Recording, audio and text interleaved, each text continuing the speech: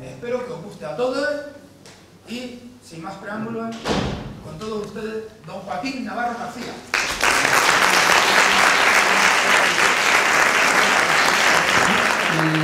Normalmente me gusta, cada vez que hago algo, dedicárselo a alguien. Y yo decía, ¿a quién se lo hago? ¿A quién se lo dedico? Y me han venido a la mente tres mujeres fundamentales en la formación musical de José María. Una es doña Gloria Marco. No sé si alguien... Sí, los mayores sí que la conoceréis. Profesora de piano, que es la abuela de Jesús Bosque. Maestra de generaciones de pianistas. No sé si aquí habrá alguien que haya estudiado con doña Gloria. Luego está doña Antonia Azorín Calomardo, la madre de Catina Valor, que aunque no dio clases ni dio conciertos, estuvo muy involucrada en la cosa musical con la agrupación y tocando aquí, porque, por desgracia para nosotros, porque era una gran pianista, yo la conocí y era una gran pianista. Los convencionalismos de la época, pues la mujer tenía que estar en su casa y déjate de tonterías. Y otra mujer también fundamental en la vida de José María Soler fue doña Lola Navarro, Lola Campos. ¿Qué os voy a decir? Otra maestra de generaciones de músicos y una excelente profesional. Y para ella va dedicada esta charla. Yo espero que lo pasemos bien. Ya en algún momento hemos hablado de José María. Le hemos dado otro enfoque porque hemos encontrado otros datos. Y además, pues, hay un par de anécdotas que voy a aprovechar para soltarlas. Bueno, y empezamos. No resulta fácil querer glosar en el corto espacio de que disponemos una personalidad tan enorme como la de José María Soler. Las múltiples facetas a las que dedicó su ciencia y saber darían sin lugar a dudas para una charla de varias horas. Vamos a intentar, eso sí, desvelar una pequeña parcela de sus vastos conocimientos, que creemos siempre se ha tratado de pasada. Nos estamos refiriendo a la música y el papel que ésta jugó en su vida. En 1970, con motivo del estreno en nuestra ciudad de la zarzuela Viento Solano del villenense Antonio Ferriz, decía el mismo Soler: habrá que analizar qué ingrediente musical llevan en su composición las aguas del Raval, refiriéndose a que en este típico barrio fueron bautizados Cotes, Chapí y el propio Ferriz. Esto podría haberlo aplicado a él mismo por el agua que se bebía en su casa. José María, que nació en 1905, vio la primera luz en un hogar donde la música era como el pan de cada día. Su madre, doña Bienvenida, excelente pianista, fue la que inició en este arte al pequeño José María, después de que su padre le regalara una cítara siendo muy niño.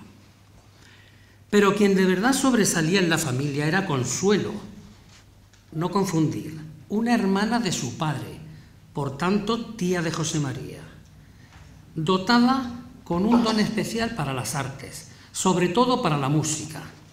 Consuelito, como se la conocía, escribía poesía con cierta soltura, pintaba con gracia pequeños paisajes al óleo y acuarela.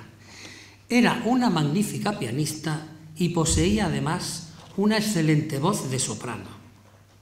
Fue muy amiga del gran guitarrista Francisco Tárrega y mantuvo una fluida correspondencia con nuestro Chapí, algunas de cuyas cartas se conservan junto con las de Tárrega en la Fundación Soler.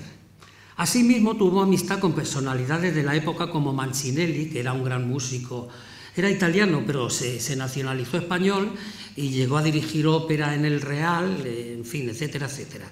Con José Serrano, el compositor valenciano, Marcos Zapata, otro compositor mallorquín, y la gran compositora villenense Lola Vitoria, o el compositor y escritor José Pons-Samper, autor de la zarzuela La Torre del Orejón.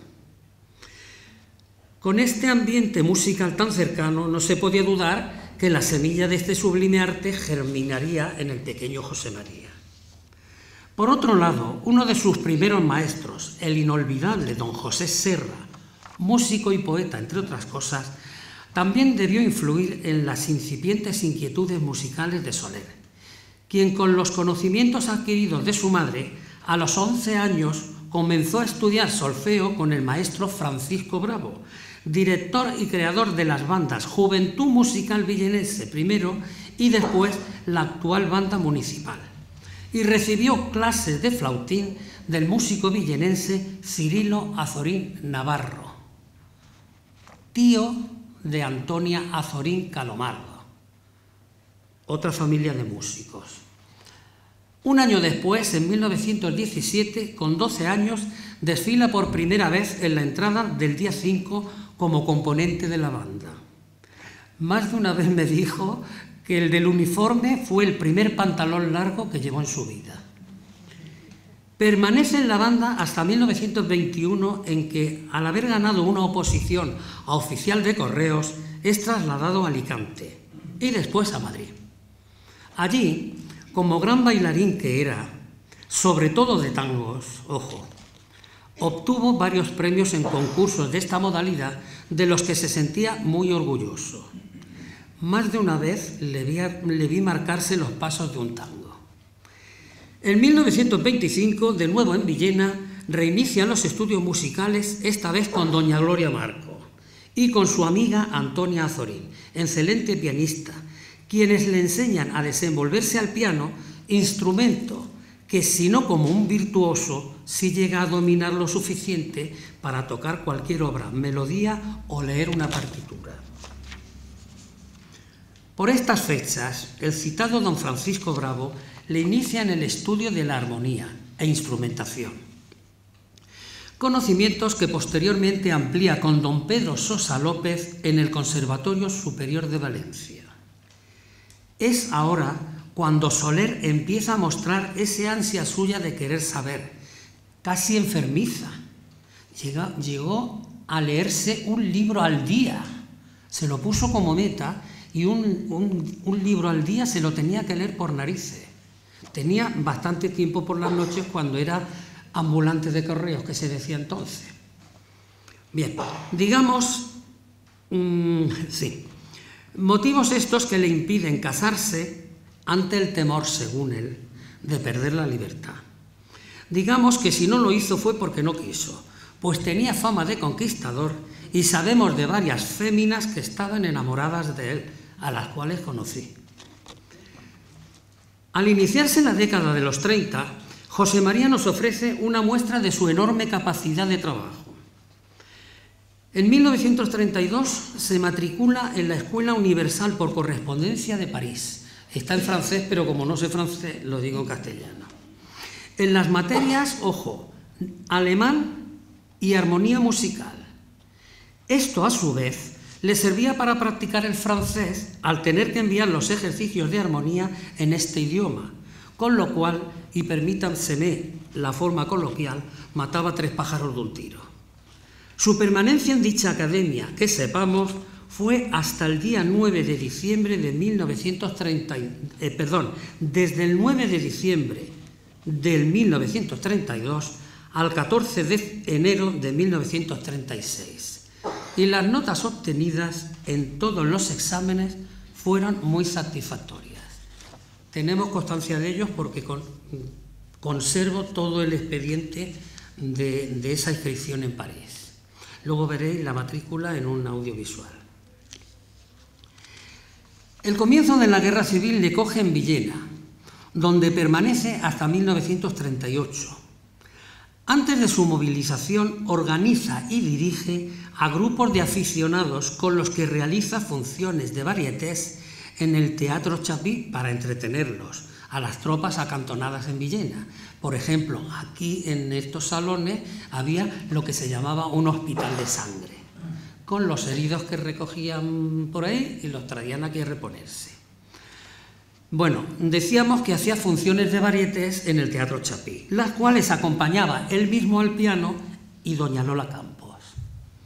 En 1937, la Banda Municipal de Villena, dirigida por Ramón del Valle, estrena el pasodoble festero de José María titulado Villeneras, cuya partitura, a pesar del empeño puesto, no la hemos podido encontrar.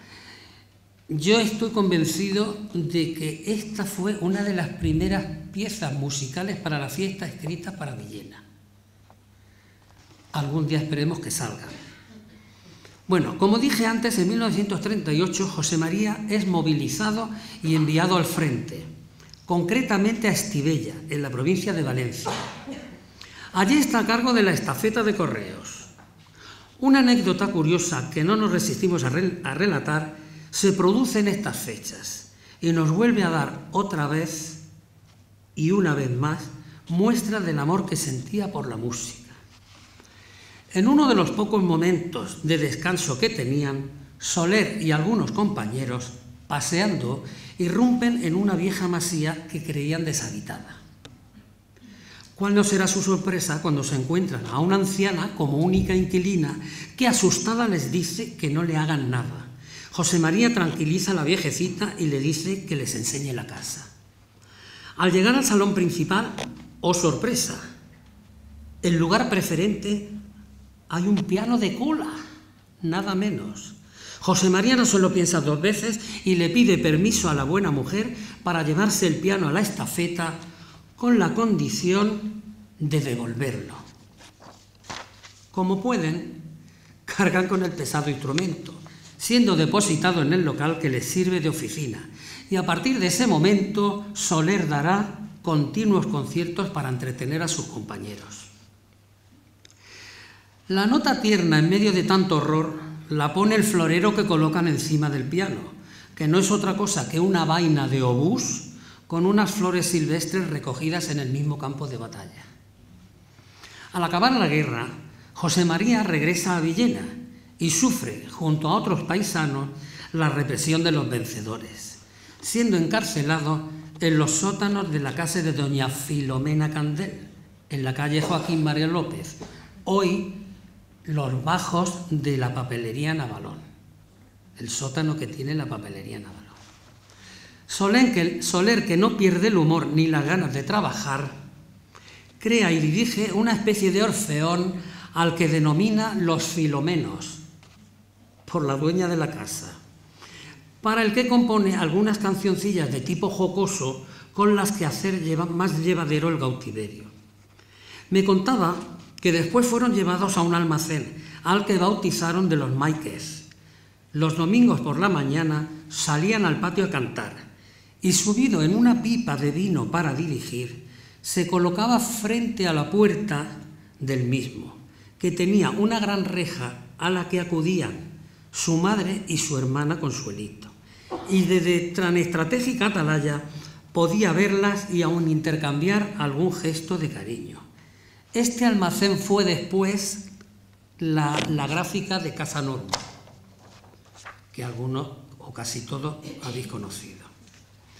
Al poco tiempo fue trasladado a Monóvar, donde él forma otro coro, que también dirigía, cantando todos los domingos, en algunos momentos muy a pesar suyo, en la misa a la que acudían las autoridades.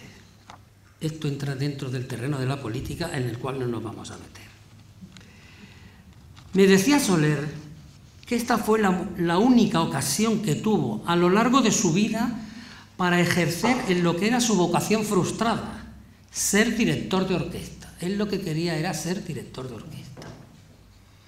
En mayo de 1940 fue juzgado y condenado a 1 año de prisión por auxilio a la rebelión. Como ya lo había cumplido, fue puesto en libertad. Expulsado de Correos, subsisten él y su familia con lo que saca de las clases particulares que imparte en su casa a un grupo de alumnos, incorporándose después a la Academia Las Virtudes como profesor de historia y trabajando por horas en algunas oficinas de fábricas de calzado. Pero volvamos a la música. Soler, que en ningún momento ha abandonado su manía de estudiar, ni ha perdido su gran capacidad de trabajo, a pesar de los reveses y el ostracismo a que se ve relegado, nos ofrece en este año de 1940 otra muestra de su quehacer. La banda municipal, dirigida por el maestro Carrascosa, estrena el himno compuesto para una comparsa que había iniciado su andadura un año antes, titulado Los Piratas, del que es autor de letra y música. Aquí hay una anécdota muy curiosa, pero que no hemos podido llegar al fondo de la cuestión porque hay una cosa que no me cuadra. Pero bueno, está y hay que decirlo. El célebre compositor Pablo Sorozábal, no sabemos por qué medios, conoció la pieza y acusó a Soler de plagio de un número de su zarzuela, Don Manolito, que lleva el título Viva Madrid, el título del número.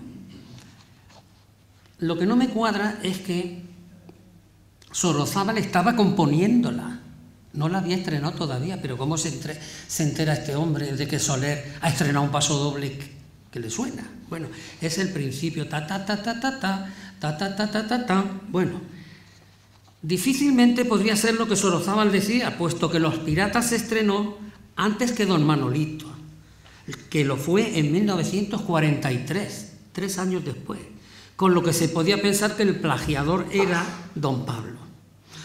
Todo esto se aclaró cuando pudieron comprobar que el tema era popular y que por lo visto ambos habían consultado la misma obra donde estaba el dichoso tema, que no fue otro que el cancionero popular de la provincia de Madrid, de don Manuel García Matos. Por estas fechas José María ya lleva varios años recopilando letras, cantos y juegos para la que será una de sus grandes obras, el cancionero popular villenense, del que nos ocuparemos más adelante, con la extensión que merece. De esta época proceden varias obras de música festera, así como fados, tangos, pasodoble, etc. La siguiente incursión de Soler en el ámbito musical se produce como letrista. De la amistad entre José María y el compositor Luis Hernández, al cual hemos conocido, si no todos, casi todos, por una serie de circunstancias que paso a relatar, nació una de las mejores obras musicales dedicadas a nuestra ciudad. Estamos hablando del pasodoble tonadilla La Noble Villena. También tiene su anécdota. En 1951, la ciudad de Villena celebró el primer centenario del nacimiento de su hijo ilustre, don Ruperto Chapí. Entre las muchas personalidades que nos visitaron, figuraba el famoso compositor don Jacinto Guerrero, quien participó muy activamente en varios actos. Tan grata impresión se llevó de los villeneros que en agradecimiento pidió a Soler unos versos que le sirvieran de inspiración para componer un pasodoble dedicado a nuestra ciudad. No tardó Soler en tener dispuesto lo que el compositor le pedía. Pero desgraciadamente, 40 días después de enviados los versos, porque Soler no se durmió, concretamente el 15 de agosto, repentinamente y como consecuencia de una operación quirúrgica de apendicitis, fallecía en Madrid el recordado maestro Jacinto Guerrero en la mesa de operaciones. Este Jacinto Guerrero a lo mejor no dice nada el nombre, pero es autor de las zarzuelas, entre otras, La Montería, La Alsaciana, La Rosa del Azafrán o El Huésped del Sevillano. Es entonces cuando Soler piensa en su amigo Luis para que ponga en solfa las estrofas escritas. Hernández estudia la carrera musical en el Conservatorio de Valencia con los maestros Palau y Sosa. Estos dos maestros fueron, a su vez, maestros de don Manuel Carrascosa, y el maestro Sosa fue profesor de Luis. Palau no, pero Sosa sí. Este último, recordemos que también lo fue de nuestro Soler. Luis supo captar como nadie todo el lirismo y las esencias villeneras que tenían los aludidos versos. Compuso una gran obra dentro del género y su brevedad, que desde entonces brilla con luz propia en el repertorio de composiciones dedicadas a nuestra ciudad. Retrocedamos ahora al año 1949, para hablar de lo que podemos considerar la gran obra musical de Soler, que es ese magnífico legado de tradiciones que este hombre irrepetible, trabajador incansable y enamorado de su pueblo, nos dejó a los villeneros con su cancionero popular villenense. Recogido durante tantos años al dictado de lo que le cantaban nuestros mayores. Hagamos un poco de historia. El Instituto de Musicología del Consejo Superior de Investigaciones Científicas, ahí queda eso, convocó el citado año de 1949 su 37 concurso con el fin de fomentar la recolección de materiales a punto de perderse para la creación de lo que sería el cancionero popular español. Recordemos que José María ya venía trabajando en este campo desde años antes y, poseedor de una gran cantidad de materiales, decidió darles forma y presentarse al concurso. Con muy poco tiempo por delante y con los escasos medios de la época, no existían las fotocopias, las fotocopiadoras ni los medios audiovisuales con que hoy contamos, ordenó los materiales de manera que formaran un conjunto homogéneo y coherente, pudiendo entregar el trabajo en correos el día antes de finalizar el plazo.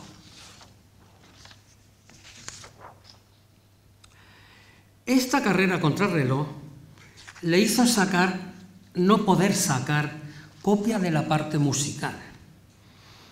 Aún no pudiendo presentar ninguna grabación, su trabajo de tantos años obtuvo el premio extraordinario del citado concurso. El instituto se reservaba el derecho de publicarlo, hecho este que permitió al cancionero dormir un largo sueño de años en las estanterías de los sótanos de dicha entidad. Ni el propio Soler pudo tener acceso al mismo a pesar de sus reiteradas peticiones. A mí me enseñó varias cartas solicitando la consulta, más que nada para recuperar la música. Humildemente tengo que confesar que quien esto relata fue el culpable de que el original fuese devuelto a su autor al cabo de 35 años. Y ahora os contaré cómo. Yo por entonces era el director del grupo de danza. El repertorio que teníamos se quedaba corto y entonces pues yo le decía, Pepe, por favor, mira a ver, pero sí, mira, y me sacaba la carpeta, las letras, las cartas. Si es que no, bueno, pues esgrimiendo una carta de Soler, presentándome como director del grupo de danza, conseguí en un viaje profeso a Barcelona traer fotocopias de toda la parte musical, que como ya dijimos Soler no tenía, y una breve nota con un nombre y una dirección a quien José María debía escribir pidiendo el original. Y aquí no me resisto yo, por la sensación que te producen estas situaciones, de contar cómo fue. A las 9 de la mañana de aquel día, estaba yo en la puerta con un amigo que fue el que me llevó a Barcelona, con la carta, todo nervioso, en la puerta del Consejo Superior de Investigaciones Científicas. A las 9 en punto llega el bedel, abre la puerta, nos metemos en un ascensor que no sería más grande que esto, claro, un edificio antiguo, pues tuvieron que aprovechar. Con que llegamos al mostrador, que me perdone la ausencia, pero estaba el clásico chupatintas, que le tocaban las narices el que llegara uno de Villena a pedirle una cosa que vaya usted a saber. Con que saca la carta, la lee, ¡uy! Esto, en el año 49, madre mía, y yo digo, ay, señor. Y yo hice como la del chiste, que yo veo que sale un señor de un despacho pues, de mi altura, bajico, y pone atención, se queda a unos pasos y se queda pensando. Y le digo, mire usted, yo vengo de Alicante, Villena, Alicante. Yo no me puedo ir sin que esto, o que por lo menos usted haga el esfuerzo de mirar si esto está o no está. Porque yo también tenía mis dudas si eso se habría perdido o no. Bueno, y entonces se acerca este señor y me pregunta, ¿qué es lo que ocurre? Le cuento lo que pasa, aquel hace marcha atrás, el chupatinta hace marcha atrás. Digo, mire usted, a mí me interesa, yo como director de un grupo de danza, me interesa la parte musical que no la tiene Soler. Bueno, vamos a ver si está. El hombre muy educado, vamos a ver si está. ¿Qué es lo que le interesa? Digo, la parte musical. Y yo digo, puestos a pedir, pido 2 copias, una para Soler y otra para mí, ya que estamos, y no hay que hacerlo. Dice, bueno, venga usted a la 1. Nos fuimos, dimos 40 vueltas por allí, cerca, y a la 1, cuando llegamos encima del mostrador, sale este señor otra vez, el original y las copias. Me entró un temblor que no podía bailar. Bueno, no terminan las emociones, no terminan. Nada, yo me deshacía en agradecimiento, cuánto le debo, no recuerdo exactamente, pero fue caro, las fotocopias fueron caras. Con que cojo el original, me pongo a ojearlo, llego a la última página, a la tapa, y me leo. Encuadernaciones Felu, Villena. Este Felu, mis primos que están ahí saben que eran vuestro tío y primo mío. Me dio una emoción tremenda, digo, pero bueno, esto que aún encima, y cuando vine, pues yo ya no sabía a quién contárselo. Total, digo, ¿y esto no le parece a usted que es una barbaridad? Que esté aquí arrumbado, que no se aproveche nadie. Dice, pues mire, tenemos un antecedente, que es el Cancionero de Cáceres, que lo pidieron el año pasado para editarlo. Háganlo ustedes. Digo, ¿y a quién hay que dirigirse? Y el de puño y letra me pone su nombre, la dirección. Digo, póngame en qué forma hay que pedirlo. Me lo pone también. Cuando llegue usted, dele esto al señor Soler y que lo solicite. Bueno, el tal señor era don José Bargalló Cribillé, uno de los grandes folcloristas que ha tenido España. Que luego cuando yo decía, Cribillé, me suena, Cribillé, cuando llego a mi casa y me meto en el apartado de folclore, pues tenía 3 libros de él. Digo, ¿será posible? Bueno, el hombre tan agradecido. Llego a casa de Soler, voy a ser más breve todavía. Llego a casa de Soler con un sobre. Dice, ¿qué? Estaban Consuelito y Pepe en la mesica de camilla. Me siento, dice, ¿qué? ¿A que no lo has conseguido? Digo, no. Te lo había dicho. Si yo no lo he conseguido, que soy el autor. Y hago así. ¡Buah! Las fotocopias. Todavía estoy viendo las caras que pusieron. ¿Cómo es posible? ¿Cómo es posible? Digo, y hay más. Y le doy la carta. ¿Será posible? Total, que al mes estaba el libro aquí. El original. Bueno, y ahora ya retomo el libro. Enviada la carta inmediatamente, solicitando el mismo, con el compromiso de su edición, había que comprometerse a editarlo. Antes de un mes estaba en manos del autor el original. Esto ocurría a mediados de 1983, sí que me he hecho viejo. El libro fue editado por la Diputación 3 años después, en 1986. El cancionero consta de varias secciones que recogen, con toda minuciosidad como era propio en José María, gran cantidad de juegos infantiles, nanas, romances, bailes, canciones, villancicos y una muy extensa sección literaria en donde podemos encontrar letras de todo tipo, amorosas, jocosas, oraciones, de ausencia, satíricas, etcétera, etcétera, y aun eróticas, de esas que te cuentan, y no eróticas, pero así relacionadas. José María, para esta obra, inventó un sistema de signos con que poder ejecutar algunas de las canciones y juegos recogidos en la misma.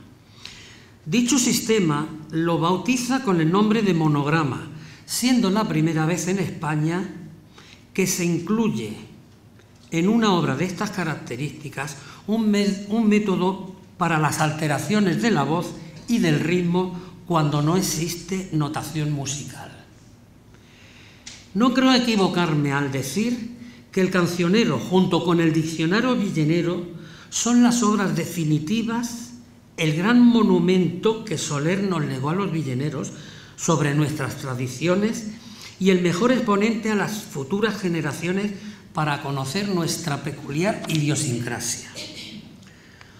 Otra faceta de José María Soler, relacionada con el tema que nos ocupa, está en la musicología.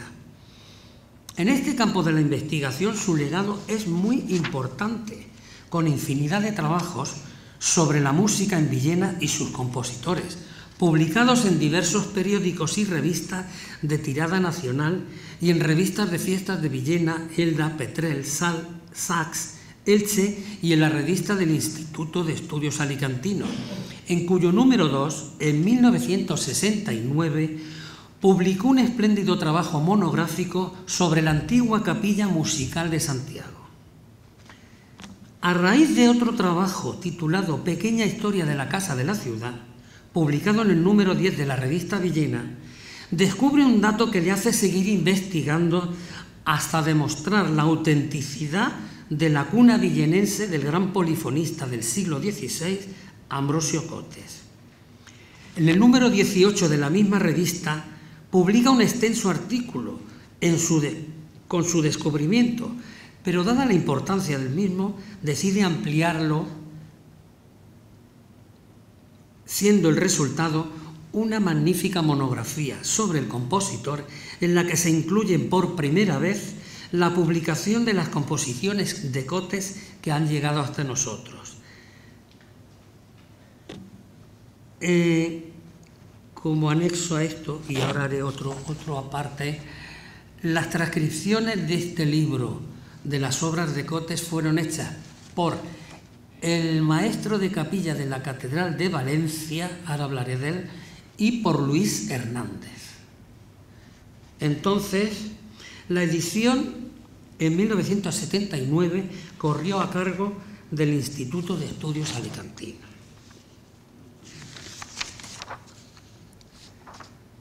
Bien, ahora llegaremos. En su trabajo Soler despeja todas las dudas sobre la naturaleza de uno de los grandes polifonistas españoles de todos los tiempos. Lo tenemos aquí, Ambrosio Cotes, como si fuera cualquier cosa. Hay que oír a los entendidos fuera de Villena hablar de Cotes. Tenido hasta entonces por musicólogos tan reputados como Straten, un belga, Saldoni, catalán, Barbieri y el mismo Pedrell, otro catalán, como músico extranjero o como mucho con nombre equivocado y autor de música teatral. Esta fue la última lectura que para José María hice hasta pocos días antes de su fallecimiento. Como su falta de vista no se lo permitía, todas las tardes que le visitaba tenía que leerle algún pasaje de la vida de Cotes. Después de la lectura, invariablemente siempre me hacía el mismo comentario. Joaquín, tenéis que conseguir que esto se haga. Entiéndase que esto se haga porque se realizara una grabación de las obras de Cotes. Este deseo no pudo verlo realizado en vida. Sin embargo, el grupo valenciano Victoria Musicae ha grabado un CD con toda la obra conocida y con anterioridad. El prestigioso coro de la Abadía de Westminster incluyó en otro CD el magnífico motete de Cotes, Mortus es Philippus. Esto fue un motete que escribió Cotes a la muerte del rey Felipe II. Bien, después de estas dos realidades sobre la música de Cotes, la firma de nuestro pueblo, de nuestra ciudad, Fernando Quiles Amorós Ferquian Producciones, con motivo del 4º centenario de la muerte de Cotes, realizó un magnífico DVD sobre su vida. No hizo falta rogarle mucho. Fernando, ¿qué te parece si hacemos? Lo tengo ahí enfrente. Y se tapa la cara porque se está riendo. ¿Qué te parece si hacemos? No hizo falta repetírselo. Nos pusimos a trabajar José Francisco Navarro Gabaldón,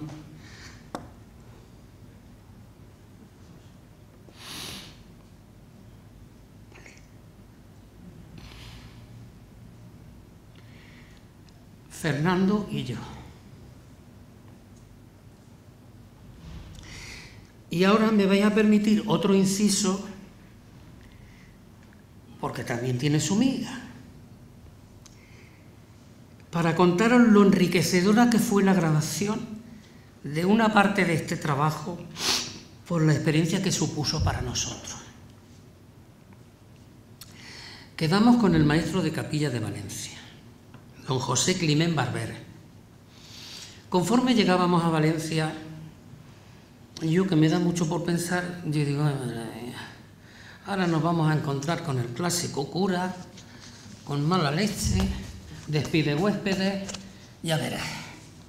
No dije nada, pero yo lo llevaba por dentro.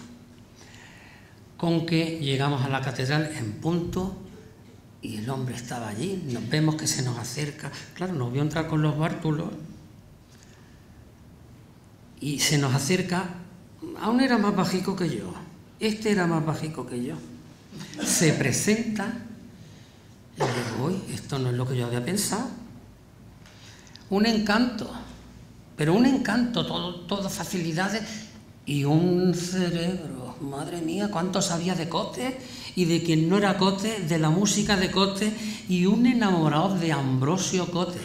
Hasta el extremo, él como maestro de capilla era un enamorado de una misa que tiene Cotes, que se llama Misa de Plagis, de Adviento y Cuaresma, que todos los años, en la semana de Cuaresma, en esta semana, se ha cantado, no sé si se seguirá cantando, en la Catedral de Valencia, todos los años, y las ha dirigido él. Bueno, pues nada, ya entramos, te quedas un poco más relajado, pues bien, vamos a sacar. ¿Dónde vamos a grabar? Yo digo, pues nos meterán cualquier pasillo, cualquier cosa. Dice, yo he reservado la capilla del Santo Cáliz.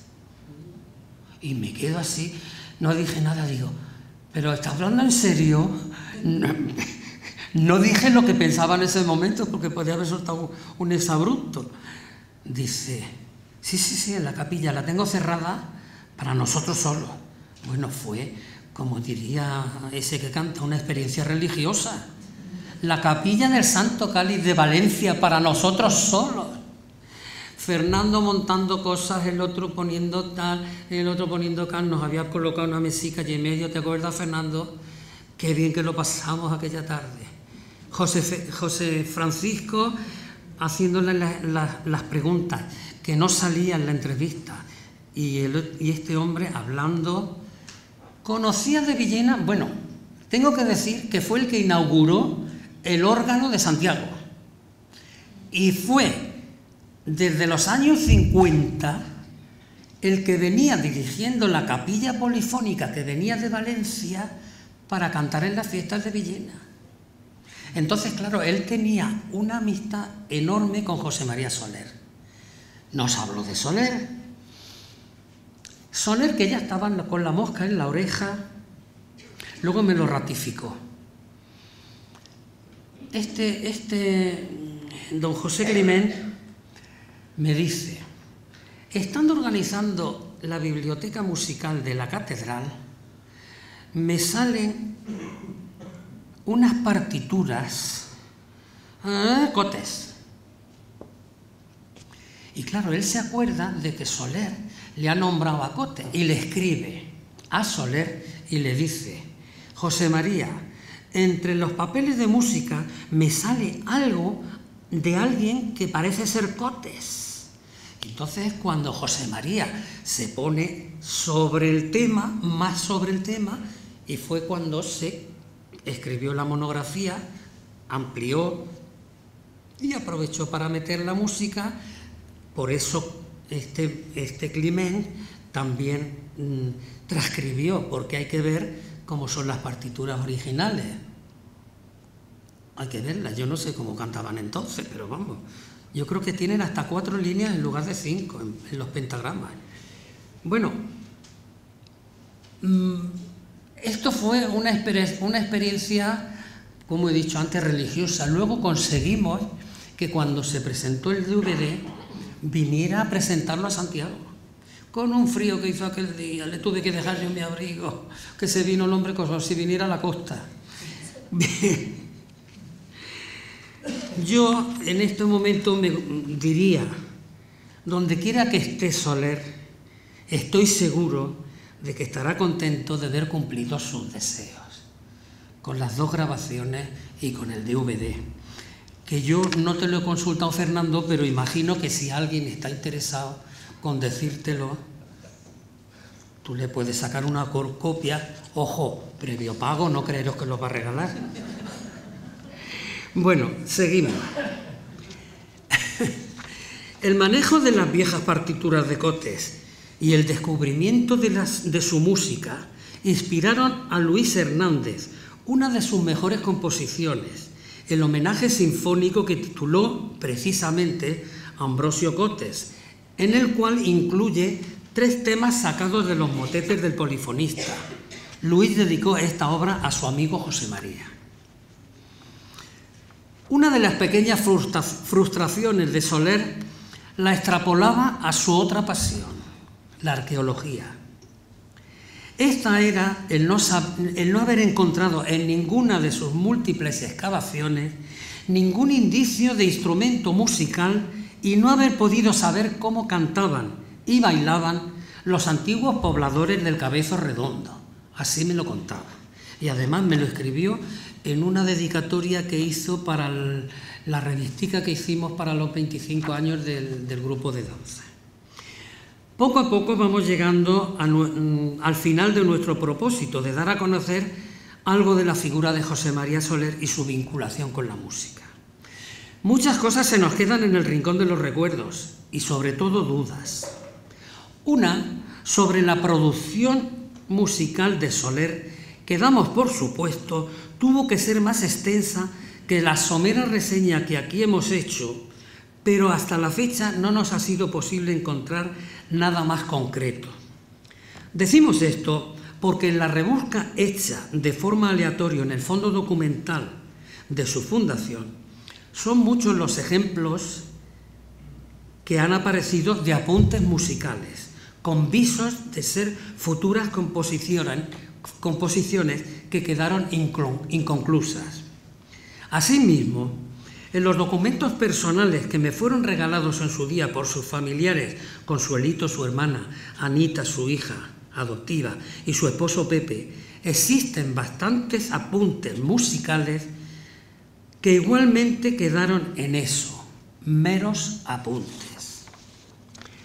La duda que tengo es si esa pasión que José María sintió por la arqueología y en la que volcó la mayor parte de sus esfuerzos, no impidió el que hoy pudiéramos estar hablando de un músico con mayúsculas. Y para terminar, destaquemos de la enorme personalidad de José María Soler, que fue un hombre afable, sencillo, muy humano, que se enternecía en extremo con los niños, había que verlo con los críos, era más crío que ellos, incansable en el estudio de su Villena y sobre todo generoso, que sacrificó su vida personal para hacernos el mejor regalo de sus descubrimientos y su saber, para el que la música fue como una necesidad vital y para quien tantas cosas nos había desvelado sobre la vida musical de Villena.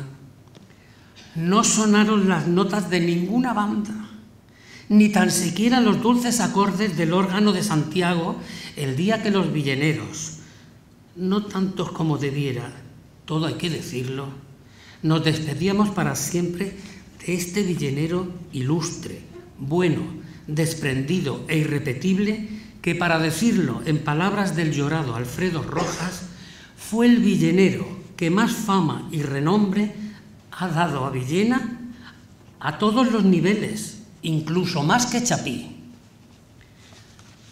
Por mi parte ya no tengo nada más que decir, sino dar las gracias a Antonio Milán, que lo tenemos aquí, siempre tan dispuesto a colaborar también, que ha realizado sobre una partitura de Soler una magnífica instrumentación, no desvelo más datos, que será interpretado por la banda de alumnos del conservatorio en el concierto del próximo miércoles. A Fernando Quiles, ¿qué le voy a decir? Si aún no he abierto la boca y ya me está diciendo que sí. Ahora veremos el producto de la última petición que le hice. Al conservatorio, por acordaros de mí, sabiendo que en algunos momentos pues podía estar todo en el aire. Y a todos vosotros por vuestra asistencia, muchas gracias a todos.